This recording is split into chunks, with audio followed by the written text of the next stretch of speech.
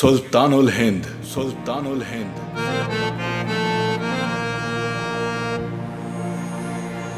चिश्ती तरतीब में हज़रत ख्वाजा मोइनुद्दीन इजमेरी सबसे ज़्यादा मकबूल बुज़ुर्ग हैं।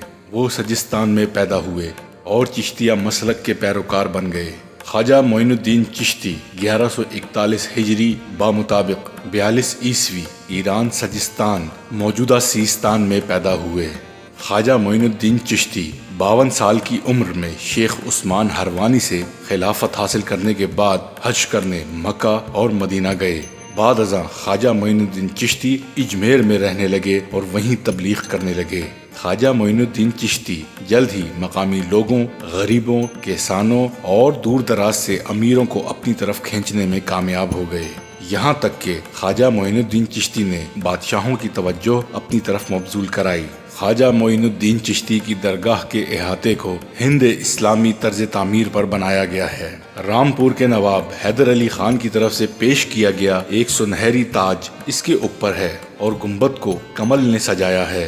11वीं सदी के बाद से सूफियों की एक बड़ी तादाद हिंदुस्तान में आबाद हुई। ये लोग वस्ती एशिया से सफर करते हुए यहाँ तक पहुँचे। दिल्ली सल्तनत के दौर में इस अमल को तकवीयत मिली। इस दौरान कई बड़े सूफी मराकिज पूरे बर्रे सगीर में फैल गए। इनमें सबसे ज्यादा असर अंगेज चिश्ती सिलसिला था। इसके बहुत से असातिज़ा थे। इसमें इजमेर के ख्वाजा मोइनुद्दीन चिश्ती, दिल्ली के ख्वाजा निजामुद्दीन औलिया, गुलबर्गा के बंदा नवाज, गेसू दराज और पंजाब के बाबा फरीद जैसे असातिज़ा की एक लंबी कतार है।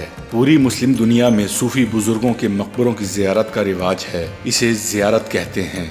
ये सूफिया के रूहानी फजल के हुसूल के लिए किया जाता है। इसे बरकत कहते हैं। मुख्तलिफ समाजी पस मंज़र, तबक़े और मुख्तलिफ अकायद के लोग 7 सदियों से ज़्यादा अरसे से ख़ास तौर पर 5 अजीम चिश्ती बुजुर्गों की दरगाहों पर हाज़िरी देने आते हैं।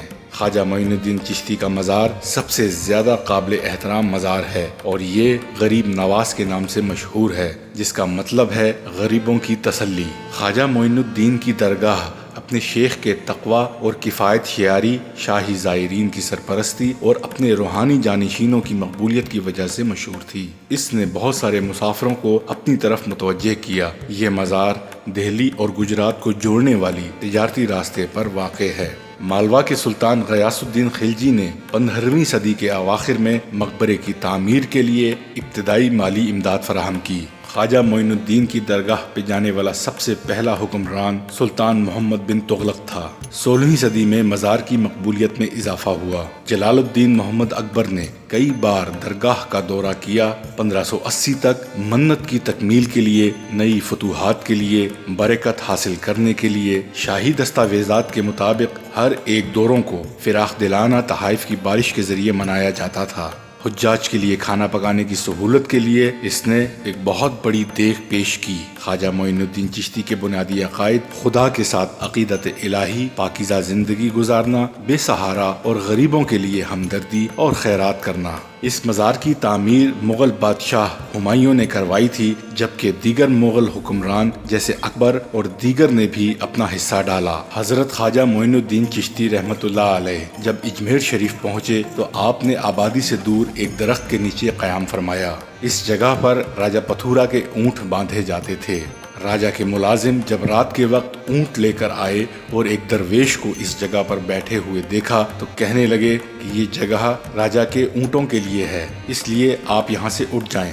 हज़रत ख्वाजा मोइनुद्दीन चिश्ती रहमतुल्लाह अलैह ने फरमाया, अच्छा हम यहाँ से उठ जाते हैं, तुम शौक से ऊँटों को यहाँ बिठा लो। चुनाचे आप ये फरमाने के बाद वहाँ से उठे, अना सागर के किनारे उस पहाड़ी पर तशरीफ़ ले गए जहाँ आपका चिल्ला मुबारक बना हुआ था। इस जगह पर बहुत से मंदिर भी थे। राजा के मुलाजमीन ने इस जगह पर ऊँटों को बिठा दिया। सुबह के वक्त जब सारबानों ने इन ऊँटों को वहाँ से उठाना चाहा तो वो ये देखकर हैरान हो गए कि ऊँट वहाँ से उठने का नाम ही नहीं ले रहे। उन्होंने काफी कोशिश की कि ऊँट किसी तरह वहाँ से उठ जाएं, मगर उनकी कोई भी कोशिश कामयाब न हुई। उन्होंने ऊँटों को मारा पीटा भी, लेकिन फिर भी ऊँट इधर उधर से राहगीर भी वहाँ पर इकट्ठे हो गए और वो भी ऊँटों को उठाने का मंजर अपनी आंखों से देख रहे थे और हैरान हो रहे थे। इन सारेबानों में से किसी ने जाकर राजा से ये बात कह दी। ये वाक़या वाकया सुनकर राजा भी बहुत हैरान हुआ और कुछ देर सोचने के बाद कहने लगा, अब इसका एक ही हल है, तुम लोग उस दरवेश की खिदमत में हाजिर होकर उनके कदमों में गिरकर माफी मांगो,